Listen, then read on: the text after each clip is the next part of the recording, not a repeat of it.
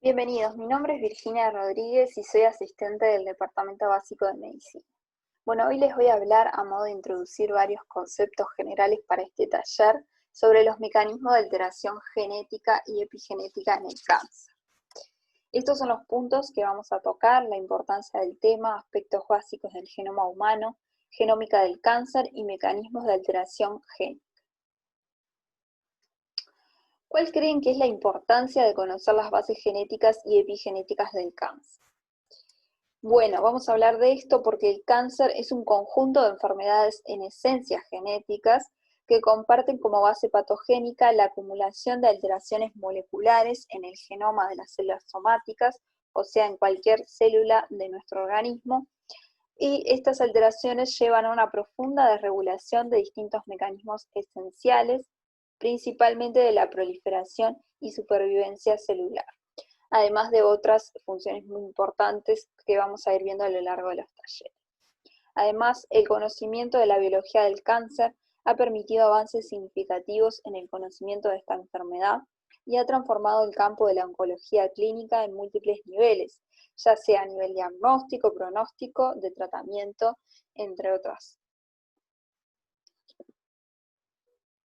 Bueno, para poder entender las alteraciones que se dan en el cáncer, debemos primero recordar algunos aspectos básicos del genoma humano. Bueno, el ADN, que también es llamado ácido desoxirribonucleico, es una molécula de ácidos nucleicos que contiene toda la información necesaria para el desarrollo y funcionamiento de todos los organismos vivos y también de algunos virus. También es responsable de la transmisión hereditaria, como bien saben. Es como si fuera, en realidad, un gran manual de instrucciones genéticas.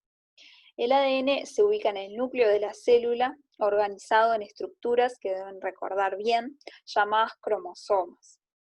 Existe una multitud de proteínas, como por ejemplo las histonas y los factores de transcripción, que se unen al ADN y le dan una estructura tridimensional determinada, y con ello regulan su expresión, como vamos a ver luego. Además del ADN del núcleo, también hay algo de ADN en las mitocondrias, del cual no vamos a hablar hoy. Desde el punto de vista químico, el ADN está compuesto por dos hebras helicoidales, como si fuera una escalera de caracol, en la que cada escalón está compuesto por un par de unidades llamadas nucleótidos. Estos nucleótidos están unidos por puentes de hidrógeno, como vemos acá, o sea que todo esto es un polinucleótido, el ADN, ¿verdad? Cada nucleótido está formado por lo que vemos acá: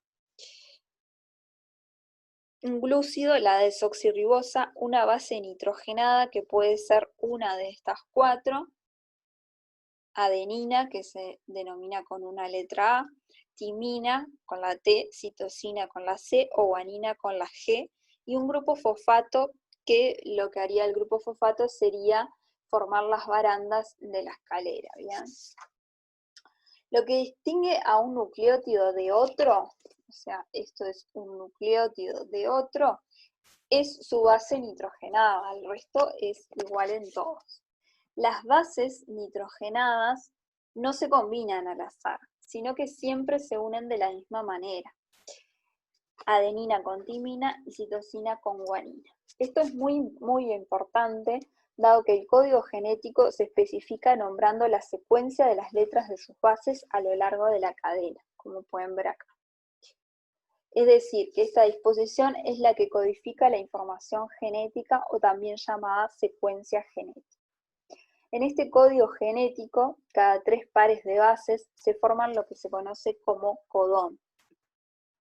Estos pequeños fragmentos de ADN son los que crean diferentes aminoácidos que finalmente formarán las proteínas, como vamos a ver ahora luego. Por otro lado, debemos recordar que para que la información que contiene el ADN pueda ser utilizada por la maquinaria celular, debe copiarse en primer lugar a ARN o ácido ribonucleico. El proceso por el cual el ADN pasa a ARN se denomina transcripción. Las moléculas de ARN están constituidas por una sola hebra de igual estructura que el ADN, La única diferencia es que tienen una base de uracilo en lugar de la timina. Como deben recordar, el dogma central de la biología molecular, que surge allá por 1970, decía que la información contenida en el ADN se transcribía a ARN y ésta se traducía a un aminoácido, para a su vez formar una proteína. A su vez, decía que el ADN se replicaba para la división celular. Si bien esto es cierto, esta teoría se ha ido modificando, ampliando su alcance gracias a los grandes avances científicos de las últimas décadas. Acá les dejo un esquema de lo que comentábamos recién, que pueden parar luego el video para poder verlo con más detalle. Bueno, y aquí les dejo otro de cómo sucede esto más precisamente. Se puede observar que una vez procesado en el núcleo, las moléculas de ARN mensajero pueden salir del citoplasma. La información contenida en el ARN se va a interpretar usando el código genético a modo de diccionario, como habíamos dicho, que especifica la secuencia de los aminoácidos de las proteínas, según la correspondencia de los tripletes de nucleótidos, que ya dijimos que se llamaban codón. Dado que cada codón codifica un aminoácido, hay 64 codones diferentes por combinación de los 4 nucleótidos, en cada una de las 3 posiciones del triplete, de los cuales se codifican 20 aminoácidos, 3 codones de terminación de la traducción y un codón de inicio de la traducción, o sea que marca el inicio y el final de la traducción. Como decíamos, en las últimas décadas el paradigma se ha ajustado. Principalmente fue en 2015, a partir de la finalización del proyecto del genoma humano y el proyecto 1000 genomas, que se vio que el genoma humano está constituido por más de 3.000 millones de bases y 20 a 25.000 genes aproximadamente constituyen los genes un 5% del genoma. Se vio que el genoma humano no es único, ningún humano es genéticamente idéntico al otro. A partir de esto entonces podemos decir que el genoma humano es la secuencia de ADN completa contenida en los 23 pares de cromosomas en el núcleo y cromosoma mitocondrial de cada célula, contiene las instrucciones genéticas necesarias para el desarrollo y funcionamiento coordinado de todo el organismo. Cada cromosoma contiene aproximadamente unos 25.000 genes estimados. Cada uno codifica un promedio de 3 polipéptidos diferentes, y una proteína está compuesta por cadenas de polipéptidos codificadas por varios genes. Entonces nos queda capaz que algo no tan claro. ¿Qué es un gen? Bueno, las secuencias de ADN que contienen las instrucciones para codificar un producto específico final en la célula, ya sea un ARN o una cadena de polipéptidos, se denomina gen. Cada gen contiene una parte que se transcribe a ARN y otra que se encarga de definir cuándo y dónde deben expresarse, es decir, esa parte sirve para regular la expresión del gen. Bueno, ahora pasamos a la genómica del cáncer.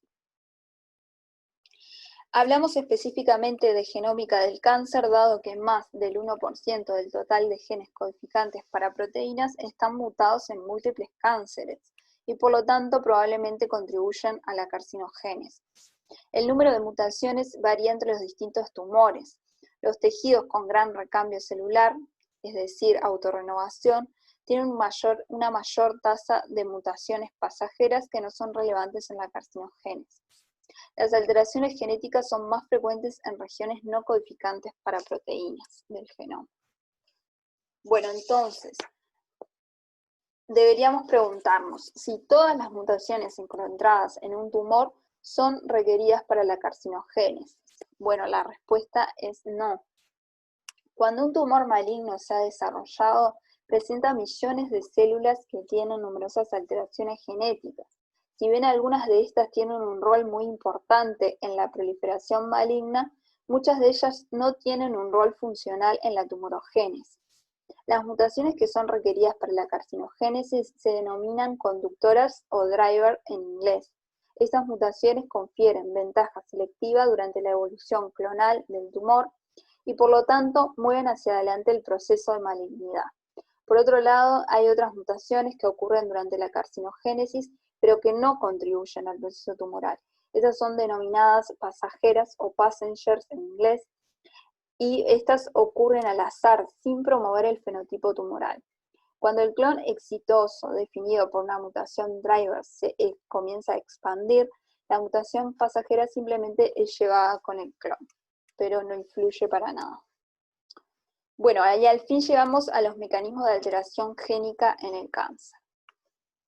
Como hemos analizado, en cada tumor existen múltiples grupos de genes afectados que irán determinando las características, las diferentes características de malignidad. A grandes rasgos, existen dos mecanismos fundamentales que pueden llevar a modificaciones en los distintos genes que van a predisponer a la carcinogénesis.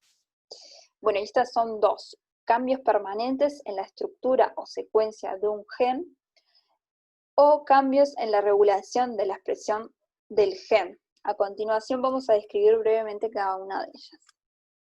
Primero vamos a hablar de cambios permanentes en la estructura o secuencia de un gen.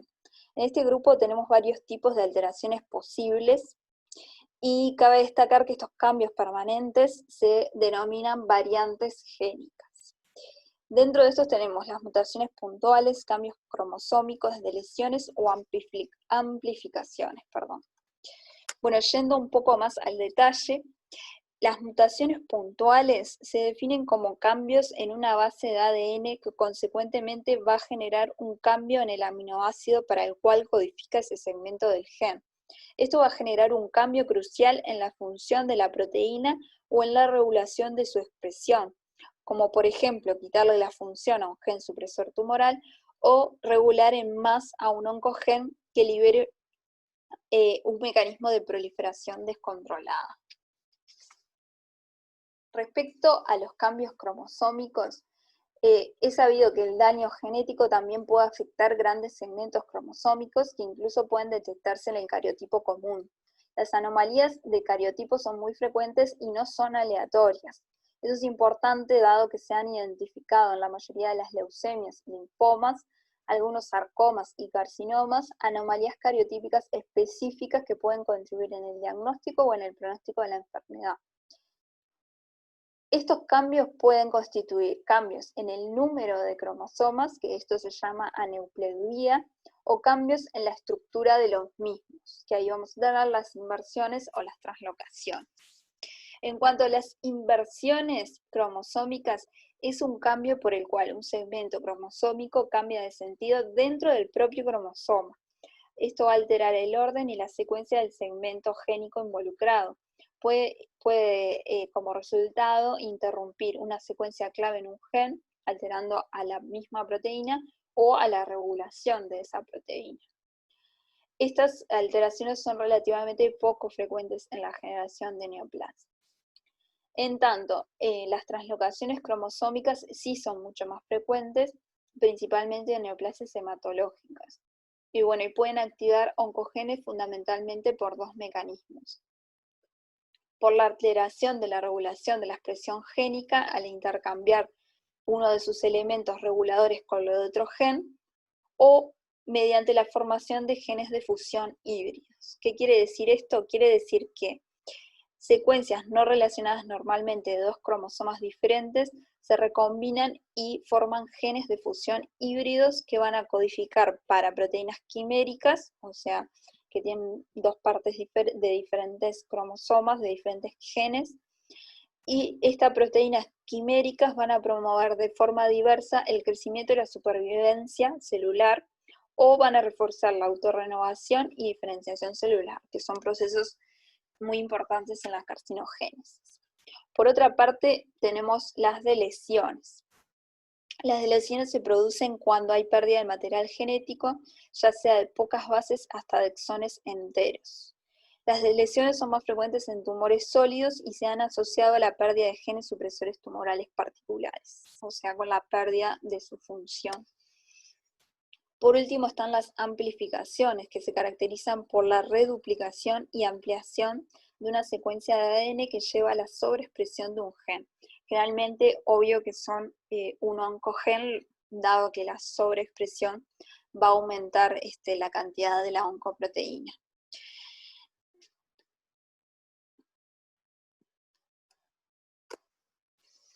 Bueno, ahora pasamos a alteraciones en la regulación de la expresión del gen sin alteraciones en su estructura. Esto es un punto clave, que no tengan alteraciones en su estructura.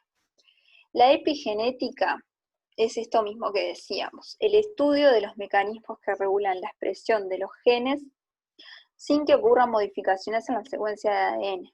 Establece la relación entre influencias genéticas y ambientales que van a determinar un determinado fenotipo. Fenotipo es cómo se expresa determinado genotipo, o sea, determinada secuencia genética.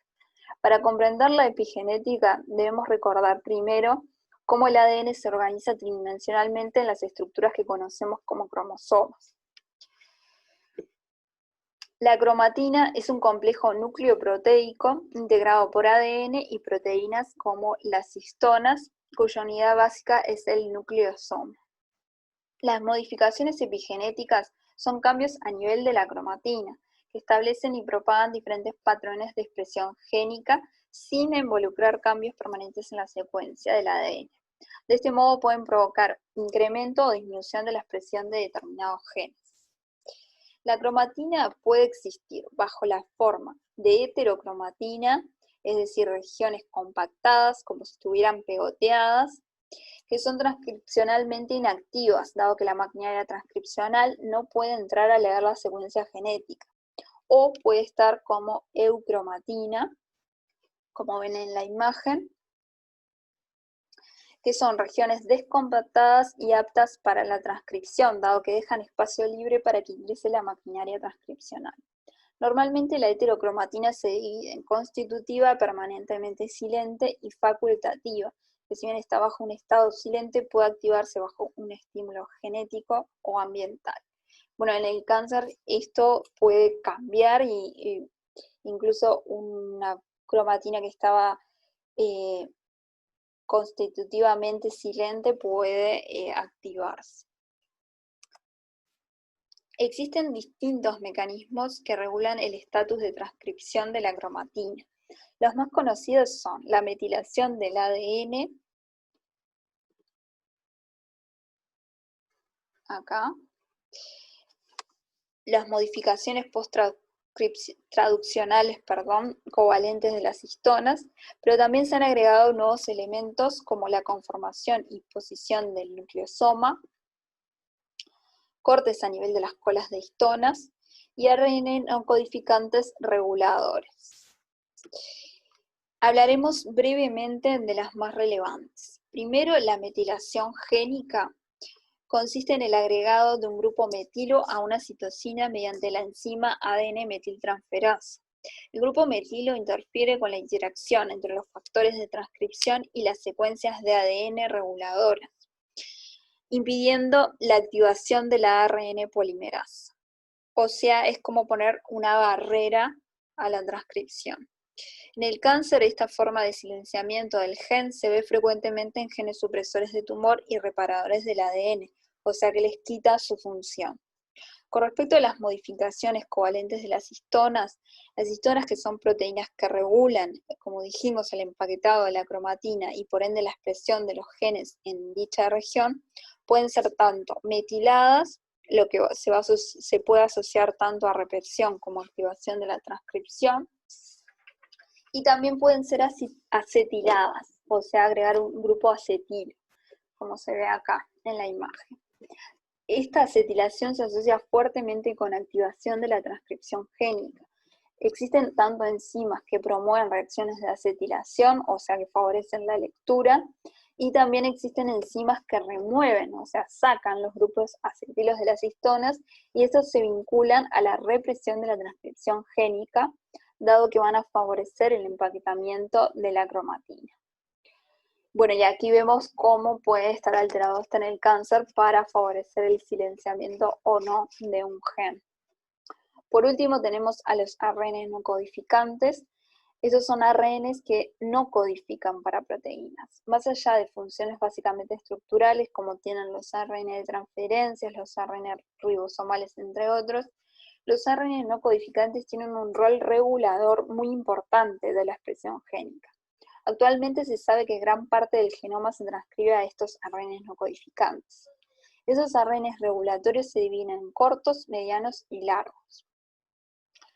Los más conocidos son de los ARNs no codificantes cortos, son los microRNs. Estos regulan la expresión génica a nivel posttranscripcional al unirse por complementariedad de su secuencia a un ARN mensajero, y con esto inhiben la traducción a aminoácidos de este ARN mensajero. También existen otros mecanismos regulatorios para estos ARNs no codificantes, pero bueno, les nombro que es uno de los más importantes. Acá les dejo un esquema de las principales modificaciones epigenéticas y sus efectos sobre la transcripción, que ya hemos venido hablando, para que lo paren el video luego. Y bueno, entonces, ¿qué sucede en el cáncer con las modificaciones epigenéticas? Los cambios epigenéticos tienen una función esencial en muchos aspectos del fenotipo maligno, como la expresión de oncogenes y la represión de los genes supresores tumorales, como veníamos diciendo. También participa en el control de la diferenciación, la autorrenovación celular, incluso la sensibilidad de la resistencia a los medicamentos que se usan contra el cáncer. Desde hace más de un siglo se sabe que los núcleos de las células cancerosas presentan una forma anómala de su cromatina. Estos aspectos obedecen a alteraciones en la organización de la cromatina, que van a modificar todos estos aspectos que veníamos hablando, pero cuya base todavía no está del todo clara. Uno de los hallazgos más notables en el cáncer fue derivado de la secuenciación de los genomas del cáncer y ha sido la identificación de numerosas mutaciones que afectan a genes que codifican a estas proteínas epigenéticas reguladoras de las que veníamos hablando. En consecuencia, hoy se sospecha que este aspecto morfológico alterado de las células cancerosas refleja defectos genéticos adquiridos de factores que mantienen el epigenoma. También se ha asociado a un patrón de hipometilación global con la inestabilidad genómica a nivel de regiones regulatorias de distintos genes que están vinculados al cáncer, y mutaciones a nivel de enzimas modificadoras de histonas, lo que cambiaría la expresión de genes importantes para la carcinogénesis.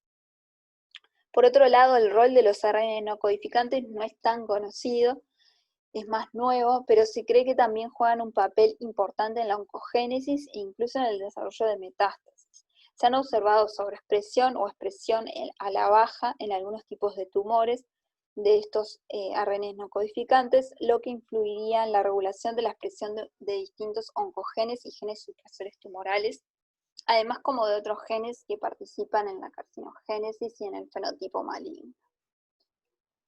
Bueno, esto es todo por ahora. Por cualquier duda que puedan llegar a tener, les dejo mi mail. También pueden escribir a nivel de los foros de LEVA. Bueno, muchas gracias por su atención.